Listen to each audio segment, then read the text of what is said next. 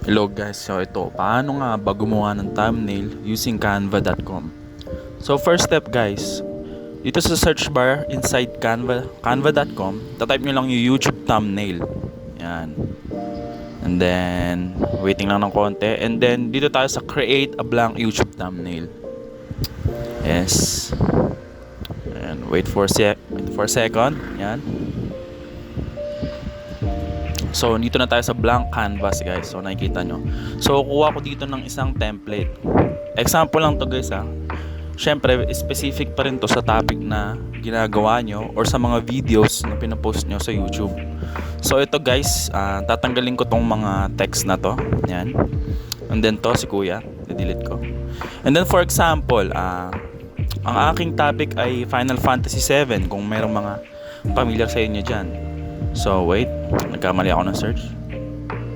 So example si Zack Fair guys, if familiar kayo. Pero very specific topic lang to guys ha. For example, ito yung niche ko sa YouTube. Ito yung topic ko sa YouTube. So ito, pipili ako ng isang picture niya. And tip guys, kailangan PNG file siya or JPEG file siya, JPG file. So, mali yun, AVIF yun. So, hanap tayo ng iba. So, mali ulit to. Yan. Tamang hanap lang na medyo maganda ito. Maganda pagkakakuha dito. Parang may emotion siya. So, yun, JPEG image to. So, ito ay viable to. Mali. Dapat i-save image natin to guys. Wait lang. Pero kinopy ko muna. And then, pwede nyo na siya i-paste direkta dito. And then, yan. Pwede na to maging thumbnail guys simple thumbnail yan. Pero syempre gagawa natin ng trick para maintindihan nyo ng mas mabuti or maging engaging yung thumbnail ninyo. So ito guys, itong gagawin ko. I-save image ko siya. Yan. Wait lang.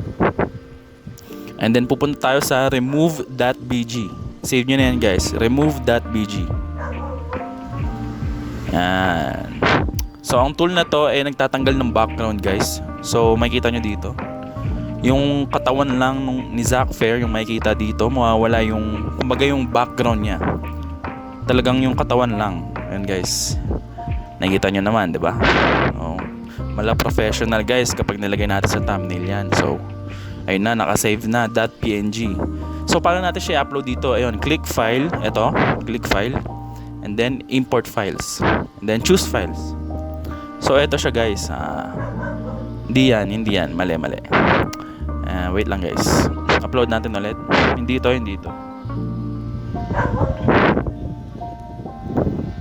And then, upload yan guys. Itong Zack1 remove the BG preview. Ito yan guys. Tingnan nyo. Yan. Delete ko muna to and then to. Tingnan nyo guys. Diba? Wala na yung background. Tanging yung specific lang na character, yung yung naka-highlighted kumbaga. Wala na yung background. Sobrang professional niyang tingnan. Pwede nyo tong gawin. Any niche naman. Kunyari yung mukha nyo. Ganon. Dun i-upload nyo lang sa remove.bg. Gawin nyo lang yung ginawa ko. Follow the steps lang. So ayan. Para matanggal yung background guys. So kailangan natin siya i-edit for a more vibrant color guys. So I choose Capri. And then ito yung isa pang tip dito, lagyan nyo ng outline guys yan. Para parang paano ba sabihin to? Para talagang kita agad siya kumbaga. Excel siya kapag mag-excel yung character natin or yung mukha nyo na ilalagay. See that white? Itong white na to na nasa paligid ng picture. And then ito, kukuha tayo ng text. Syempre, para mas maging engaging yung thumbnail na ginagawa natin, lalagyan natin ng text. Okay, ito. Pinili ko yung cold, smooth, and tasty. Ito, nilalagay ko na yung aking text. Kung familiar kayo sa Final Fantasy 7, Zack's Sacrifice. So, wait lang. Ayusin ko pa to guys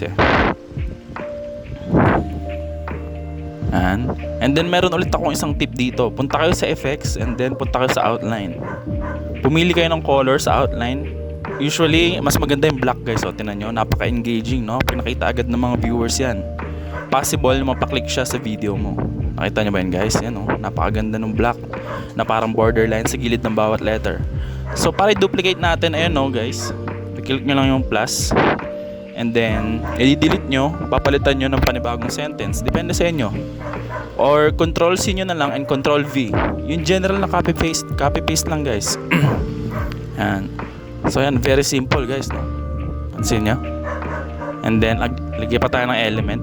So yun nga, kung familiar kayo sa Final Fantasy 7 or sa any niche nyo guys, lalagay lang tayo ng bagong element. So syempre, if may Zack, may Cloud. So yun nga yung kanina yung sinabi ko, kailangan JPG, JPEG file siya or PNG file para may upload natin siya sa remove.bg. Okay, lang. WebVP, hindi rin ubra yan guys, kailangan JPG or PNG lang. Hanap muna ako dito yung medyo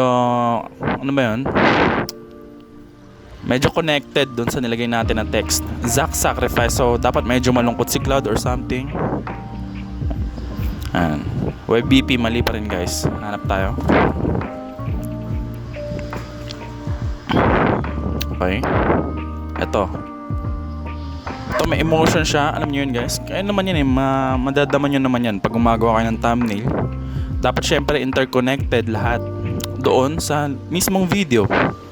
Ayun, medyo may emotion si Cloud doon. So for example lang naman to, for educational purposes. So yun nga guys, yan, ni-remove BG na natin ulit, and then yan na, okay na, and then na-upload na natin siya sa Canva. So paano mag-upload ulit? Ayun, click nyo lang yung file, import files, and then choose files, and then hanapin mo yung PNG dapat. Yan. So i-drag na natin siya, or pwedeng i-click nyo na lang and then ilagay nyo kung saan nyo gustong ilagay. Yan, saan pattern nyo gusto ilagay, and then syempre lalagyan natin ng outline. So ganito ulit mag-outline, edit photo. Ayun, wait, lalagyan ko muna siya ng vibrant color. Yan, Capri yung pinili ko ulit, and then back mo. Yan, then punta tayo sa shadows, then sa outline, kulay black. Very elegant guys. So ito na, napakasimple lang guys, may thumbnail ka na. So gagayahin mo lang to dun sa niche mo, gayahin mo lang kung paano ko ginawa. Napakasimple lang. I-replay mo guys kung kailangan mo.